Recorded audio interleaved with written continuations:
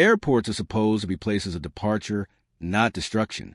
Yet that morning, in the sleek, glassy terminals of Atlanta International, a single act of prejudice would spark a chain of events that no one saw coming.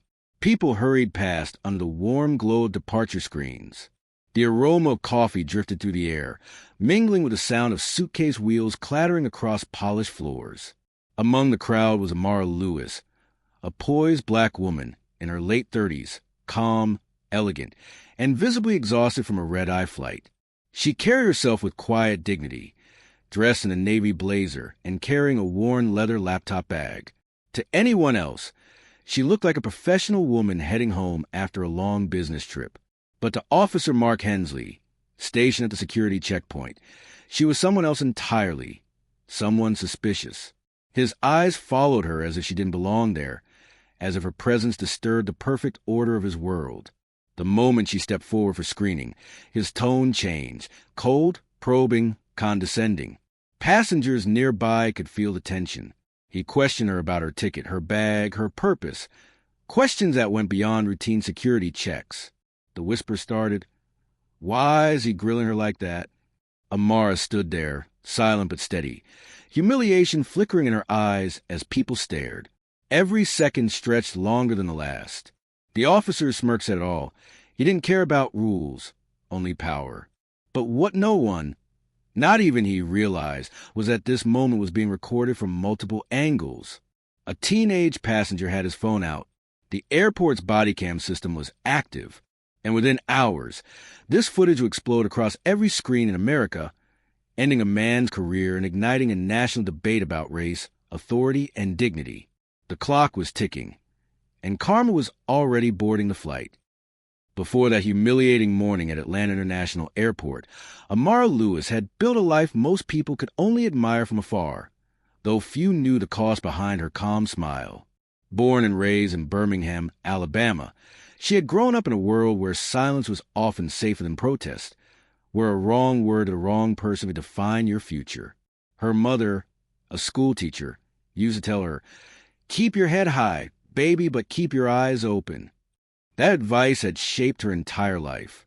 Amara had climbed from a modest upbringing to become a human rights attorney, specializing in workplace discrimination and civil liberties cases. Her work had taken her to international conferences, boardrooms, and courtrooms, fighting for those who had no voice. Every case, every victory, was a reminder that justice wasn't an idea. It was a fight, and she was born for it. She had just returned from Geneva, where she'd spoken at a United Nations symposium on racial equity. Her presentation had earned a standing ovation.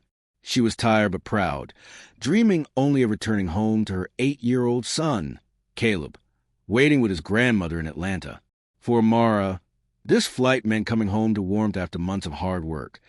She could almost picture Caleb's smile.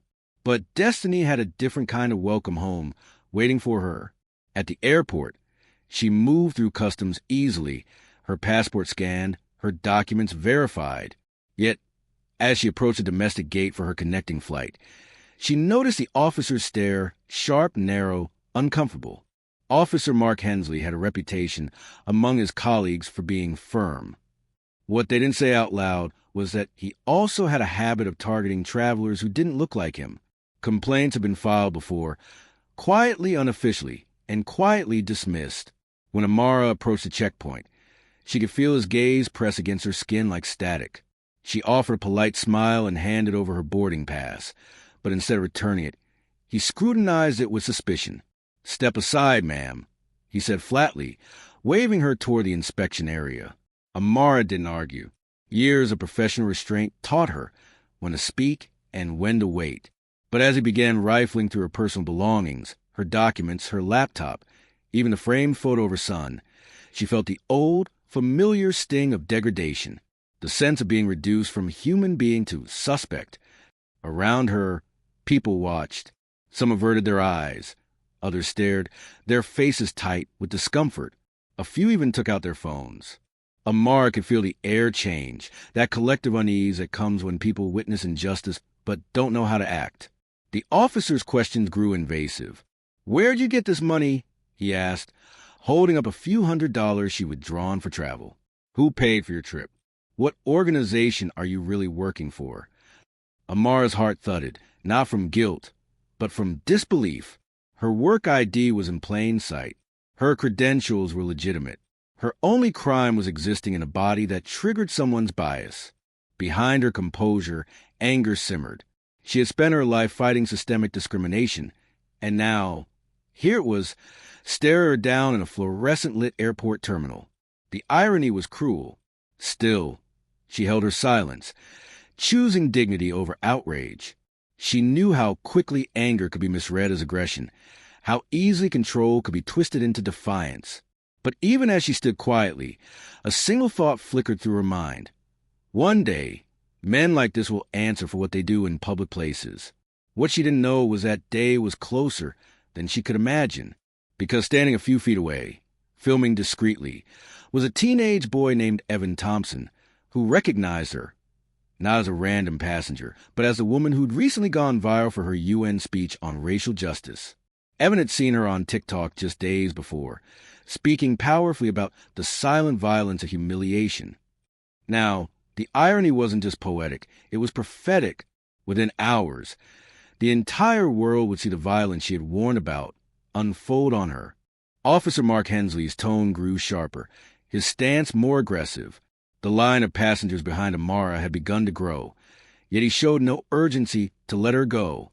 It was as if he relished the discomfort, savoring control. "Ma'am, I'm going to need to search your laptop," he said, already pulling it from her bag without waiting for permission. Amara clenched her jaw. "That's a work computer," she managed, her voice steady but trembling beneath the surface. "It contains confidential case files." Hensley smirked. "Then I guess you got something to hide." The statement landed like a slap. Several passengers exchanged uneasy glances. A few muttered under their breath, but no one intervened. They all knew the risk. You didn't challenge airport security. Not here. Not now. He plugged in her laptop and began tapping through folders, ignoring her repeated requests to stop. His partner, a younger officer named Reed, shifted uncomfortably beside him, clearly aware that something wasn't right. But Reed said nothing. Silence, after all, was safer than confrontation, especially when you're standing next to a superior officer with a temper. As the minutes dragged on, Amara's humiliation deepened. Her emails, legal notes, and private photos were being rifled through in public. The indignity of it all burned inside her.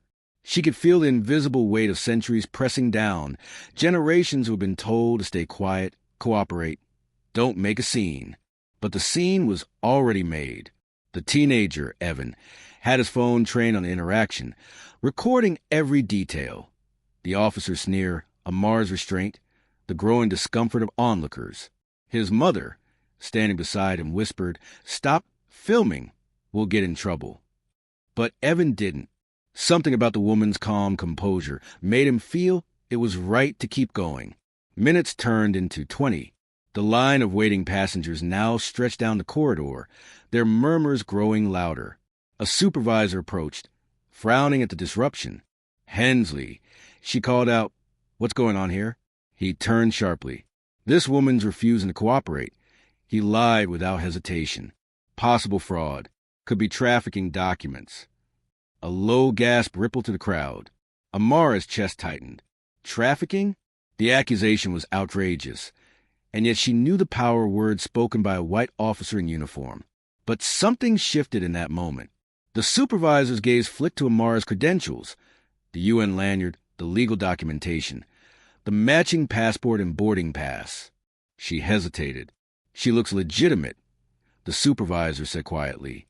Maybe you should let me do my job," Hensley cut in, his tone dripping with hostility. And then, as if fate itself had decided to intervene, a voice echoed across the terminal's intercom. "Attention, passengers! The 10:30 flight to Washington, D.C. is now boarding at gate C-14. Amara's gate." Her boarding group began lining up just a few yards away, their names being scanned through the system. If she missed this flight, she'd not only lose a day's work, she'd lose a chance to pick up her son from a school recital that evening, something she had promised weeks ago. Her heart sank, but she remained composed. "Officer," she said quietly. Please? I need to get to that gate. I've done nothing wrong. Hensley stepped closer, lowering his voice to a threatening whisper. Then maybe next time you won't act so nervous when you walk to my line. It was a cruel twist, one designed to make her question herself, to make her feel small. But as he spoke, Evan's camera caught something else. A clear shot of Hensley's hand reaching toward Amara's wrist, not in restraint, but in a gesture that looked unmistakably aggressive. He didn't hurt her, but the image was damning. Moments later, security reinforcement arrived, alerted by the growing disturbance. The supervisor ordered Hensley to stand down and escort Amara to a side office for further verification. By then, several passengers had begun openly filming, murmuring their disbelief. Inside the small, cold interrogation room, Amara sat silently as they reviewed her documents once again. This time, the younger officer, Reed, spoke up. "Ma'am, I'm sorry for the inconvenience," he said quietly, glancing nervously at the camera in the corner. "We just need to confirm your credentials." She handed over her ID, barcoded and embossed with the UN emblem. Reed scanned it, and the screen flashed valid. Her name appeared in the system. Amara Lewis, Senior Legal Advisor, International Commission on Human Rights. The air shifted instantly. Reed's face paled. The supervisor's eyes widened. Hensley crossed his arms, scoffing. Anyone can fake those credentials. Reed shook his head slowly. Not these. They're encrypted through Interpol verification. She's legitimate. A silence fell over the room, thick and suffocating. Hensley's authority began to crumble, but his pride wouldn't let him admit it. "Fine," he muttered. "You can go." But Amara didn't move. She looked him dead in the eye, calm, unbroken. "I'd like a record of this encounter," she said. "Every detail." He didn't answer. When she finally walked away, her legs trembled beneath her, but her spirit burned with a quiet fury. The humiliation was done, but the story wasn't over. Outside, the teenage boy and his mother watched her pass to the gate, visibly shaken yet holding her head high. "Mom," Evan whispered, "that's the lady from the UN video, the one who said people should record injustice." His mother looked at him, realization dawning. "You did the right thing, baby." By the time Amara's plane lifted off the runway, the video had already found its way online. Uploaded by Evan, captioned simply, "This is what racism looks like in 2025. She handled it with grace. He handled it with hate. Within hours, it would reach millions. Within a day, it would reach his department. And within 48 hours, it would end his career." By the time Amara's flight touched down in Washington, her phone was buzzing nonstop. At first, she ignored it. She assumed it was work emails or reminders about upcoming meetings. But when she finally checked, her heart stopped. Her social media notifications had exploded. Thousands of mentions, hundreds of tags. A video thumbnail showing her standing at the airport checkpoint, her expression calm but pained, while a white officer towered over her with hostility. The caption read, "UN lawyer harassed by airport cop for being black. Watch her composure. Watch his arrogance." The video had gone viral. Millions of views within 6 hours. The comments poured in from every corner of the internet. Journalists, activists, everyday people outraged by what they'd seen. Some recognized her instantly. Others only saw a woman who represented their mothers, sisters, daughters, all those who'd ever been humiliated for the color of their skin. Her stomach twisted as she scrolled. She hadn't asked for this. She didn't want fame born out of someone else's cruelty. But deep down, she knew this was bigger than her. It wasn't just her story anymore. It was everyone's. Meanwhile, back in Atlanta, Officer Mark Hensley's world began to collapse.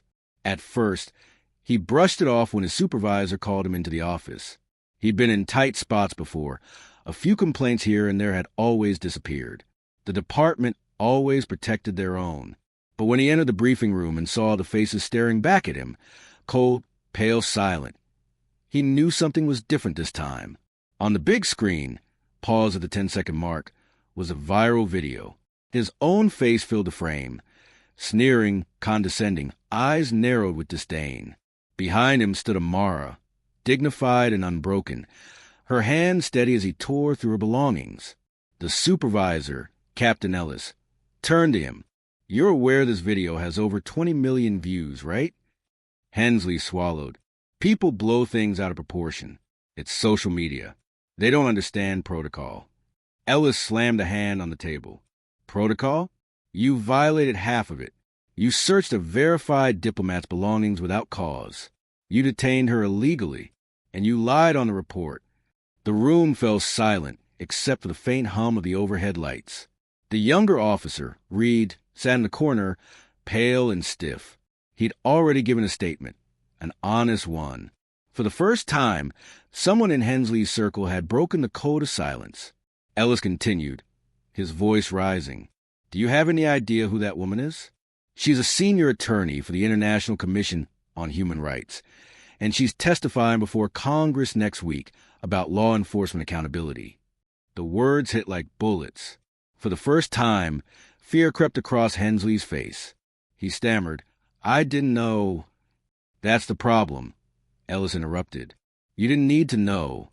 You just needed to treat her with respect." Hours later, as the department's public relations team scrambled to control the narrative, Amara's name was everywhere. Major news outlets replayed the footage on loop. Civil rights lawyers offered statements. Politicians tweeted about yet another example of systemic bias.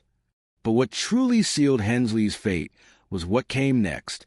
A CNN anchor reported, sources confirmed the woman in the video, Amara Lewis, is scheduled to speak at the U.S. Capitol next week on racial profiling in federal systems, including transportation security. Officials say her testimony will now include personal experience. The clip played over and over again, her being searched, questioned, belittled, juxtaposed with footage of her giving a passionate speech in Geneva just days earlier. The world saw the contrast, a respected international advocate treated like a criminal in her own country. That contrast became a symbol. By the next morning, protests had gathered outside the airport. Signs read, "Dignity has no color," and "Justice for Amara." The pressure mounted. Internal Affairs launched an immediate investigation. Hensley was suspended pending review. Within 24 hours, his badge and gun were taken. But the real reckoning came when Amara finally addressed the public. Standing before a row of microphones, her voice was calm. The same composure that had carried her through humiliation now carried her into history. "I did not want this," she began. "No one should have to be the next viral video to prove they deserve respect. But this is not about one officer. It is about a system that allows bias to hide behind a badge." The crowd erupted in applause. Cameras flashed. Reporters leaned forward. "I've spent my life defending human rights abroad," she continued. "But today reminded me the fight is right here at home." Her words traveled farther than any plane could. By evening, multiple agencies had issued public apologies. The Department of Homeland Security announced new bias training protocols. And Officer Mark Hensley, once untouchable, watched his career disintegrate in real time. His face broadcast across every major network as a symbol of everything he'd once believed he'd never be held accountable for. He had humiliated a woman he thought was powerless. Instead, he had exposed himself to the world. And Amara, she didn't celebrate his downfall. She didn't gloat or demand revenge. She simply closed her eyes, whispered a prayer for strength, and prepared for what came next. Weeks passed, but the echoes of that morning at the Atlanta airport refused to fade. The video had become a cultural touchstone, dissected in newsrooms, classrooms, and living rooms across the country. It had sparked uncomfortable conversations about power, prejudice, and accountability. For once, America wasn't able to look away. And at the center of it all was Amara Lewis. Her name had become synonymous with dignity under pressure. She was invited to speak on major news programs, not as a victim, but as a voice of conscience.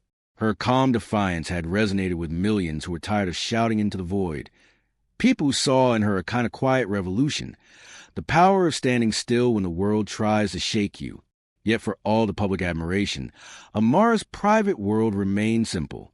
She still walked her son Caleb to school each morning, still brewed her same cup of strong black coffee, still kept her late mother's old advice close to her heart. Keep your head high, but keep your eyes open. But something inside her had changed. The humiliation she endured had become something larger, a purpose. She had seen the worst of arrogance and the best of humanity in the same day. Strangers from every background had rallied behind her, united not by color, but by conscience. Her congressional testimony, originally meant to address broad policy concerns, became a historic moment. Before a packed hearing room, she recounted her experience in measured, unwavering tones. I was searched, questioned, and humiliated, she said, her voice firm, not because of what I carried, but because of what I am. This wasn't about national security. It was about racial insecurity. A silence hung in the air, the kind of silence that carries weight. Even the most hardened lawmakers sat still, transfixed. Cameras clicked, pens scribbled, but the words that followed became the cornerstone of a movement. Racism doesn't always wear hoods or shout slurs. Sometimes it smiles in uniform and hides behind protocol. And if those who enforce the law are allowed to abuse it, then none of us are truly free. That statement made headlines across the globe. Within days, the Transportation Security Administration announced the formation of a new independent oversight division, a civilian review board to monitor and investigate discrimination complaints at federal checkpoints. It was unprecedented. The White House issued a public commendation, acknowledging Amara's courage. Universities invited her to speak. Human rights organizations named scholarships in her honor. But for Amara, the victory wasn't about recognition. It was about restoration. Meanwhile, Officer Mark Hensley disappeared from the spotlight, his resignation quiet, his name soon buried under the wave of newer scandals. But those who knew him said he never recovered from the humiliation. The world that once excused him now saw him as a symbol of everything wrong with unchecked authority. In a small act of poetic justice, one of the first new oversight officers hired under the reform system was Officer Reed, the young man who'd refused to lie on Hensley's behalf. His decision to speak the truth had cost him friends, but earned him integrity. And Amara, upon hearing that, sent him a handwritten note. Courage isn't the absence of fear. It's the decision that something else matters more. Life slowly returned to normal, though the scars of that day remained, not as wounds, but as reminders. One evening, months later, Amara stood on her porch, watching her son ride his bicycle down the quiet street. The air was calm, touched by the fading gold of sunset. Caleb waved and shouted, "Mom, watch me go." She smiled softly, her heart full. He didn't yet understand the world she was trying to change for him, but one day he would. That night, as she tucked him into bed, he looked up and asked, "Mom, why do people keep talking about that airport thing on TV?" She paused, brushing a hand through his hair. "Because sometimes," she said gently, "people need to be reminded what's right and what's wrong. And because standing up for yourself can help others stand up too." He nodded sleepily, already drifting toward dreams. Amara stepped out onto the balcony, the city lights twinkling below. Her phone buzzed again, another interview request, another invitation to speak. She ignored it for now. She didn't need to chase platforms. Her story had already found its place in the hearts of millions. Somewhere deep down, she knew that the incident had taken something from her, a bit of innocence, perhaps, a little faith in systems she had once trusted. But it had given her something far more powerful in return, a renewed faith in people, in truth, and in the unbreakable will to rise. And as she looked up at the night sky, she whispered quietly, not for the cameras, not for the applause, but for herself, "We don't always choose the fight. Sometimes the fight chooses us. What matters is how we stand when it does." The story of the airport incident would live on, not as a scandal, but as a lesson, a reminder that even in the most public moments of humiliation, dignity can shine brighter than hate.